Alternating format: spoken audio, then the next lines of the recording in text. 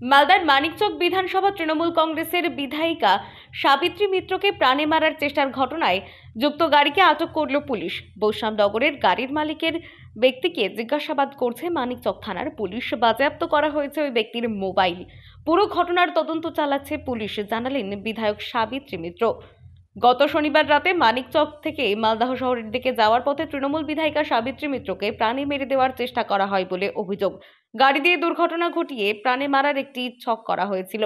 গোটা বিষয়টি মানিকচক থানার পুলিশের কাছে 4706 নাম্বার দিয়ে রাজ্যের প্রাক্তন মন্ত্রী তথা তৃণমূল বিধায়িকা সাবিত্রী মিত্র অভিযোগ দায়ের করে। এই নম্বরে রাজ্য জুড়ে যে সমস্ত গাড়ি রয়েছে সেগুলি খতিয়ে দেখে পুলিশ, পাশাপাশি সিসিটিভি ফুটেজ খতিয়ে দেখে মালদহের বৈষ্ণবনগর থানার 18 মাইল এলাকার বাসিন্দা মোহাম্মদ সানি আক্তারের নাম উঠে আসে। ভাবে কাজ করছে এবং সম্পূর্ণভাবে কাজ করছে। এটা সাবিত্রী মিত্র বড় কথা নয়, গোটা রাজ্যের যে কোনো মানুষের ক্ষেত্রে হলে সেটা এইভাবে একইভাবে ইনকোয়ারি করা হয়। ভালোভাবে কাজ করছে। গাড়ি ধরা পড়েছে, একজনকে ধরেছে। যে গাড়িটা আমরা নাম্বার বলেছিলাম সেটাকে ধরে রেখেছেন পুলিশ, জিজ্ঞাসাবাদ করছেন উনি।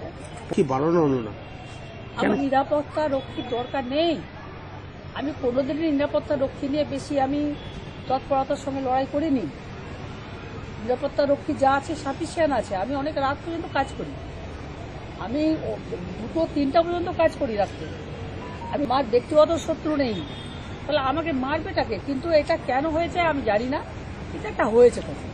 গাড়ি ধাক্কা মেরে দেওয়া, গাড়িটাকে ফেলে দেওয়া, সেটা যদি ইনটক্সিকেট অবস্থায় কেউ করে সেটাও তাহলে ধরবে বলি, ইনটক্সিকেট অবস্থায় করেছে। এই ঘটনায় গাড়ির মালিককে মানিকচক থানায় ডেকে পাঠায়, তারপর দফায় দফায় তার সাথে জিজ্ঞাসাবাদ করে পুলিশ কর্তারা। এই ব্যক্তির গাড়িকে হেফাজতে নেওয়ার পাশাপাশি তার মোবাইল ফোন হেফাজতে নিয়েছে। গাড়ির মালিক মোহাম্মদ সানি আক্তার বলেন, তিনি ব্যবসা সূত্রে প্রতিনিয়ত মানিকচকে আসেন। শনিবারের দিনও মানিকচকে আসার পর এক আত্মীয়ের বাড়ি থেকে নিজ বাড়ি ফিরছিলেন।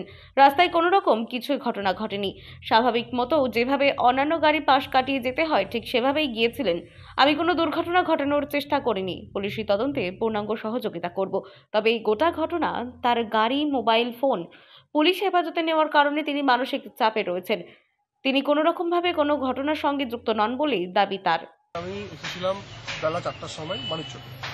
আমার এখানে গাড়ি চলে, আর ডিএস গ্রুপ ডিস্ট্রিবিউটার এখানে পাস ক্যান্ডি যেগুলো হয় কোনো ডিস্ট্রিবিউটার আছে। 6টা বেল্ট আমার আন্ডার আছে, মানিকচক, রতুয়া, মিল্কি, সামসি।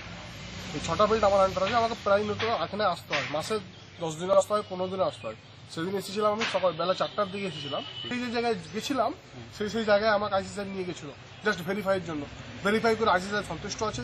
যেখানে যেখানে গেছিলাম সব জায়গায় প্রুফ হয়েছে। হ্যাঁ, সন্দেহজনক কিছু না, স্বাভাবিক। আমি যেরকম জায়গায় সেভাবে গেছি, আমার ভিতরে সন্দেহজনক কিছু আমি দেখতে পাইনি, সেটা স্বাভাবিক। আমাকে যতবার ডাকা হয়েছে ততবার এসি চাই আমি থানাতে।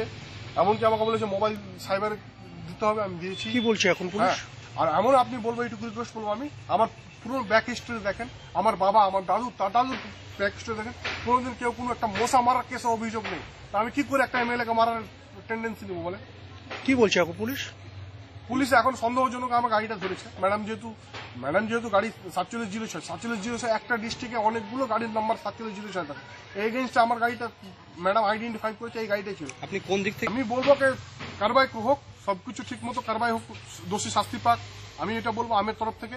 আমি চাই না কেউ একটা মানে ক্ষতি হোক। আমাদের একটা জননীতি প্রতিনিধি আছে যেহেতু যত দেশের উন্নতি হচ্ছে, হচ্ছে, তো আমি কি করে আমি বলবো কি দোষ করে শাস্তি পাক? আমি বলবো, এইটুকু রিকোয়েস্ট করবো, নিরাপত্তা বাড়ানোর দরকার আছে। আর প্রথমত রাস্তাঘাটে এখন সিসিটিভি লাইটের প্রয়োজন আছে। মালদা থেকে দেবাশিস পালের রিপোর্ট, আনন্দ বার্তা।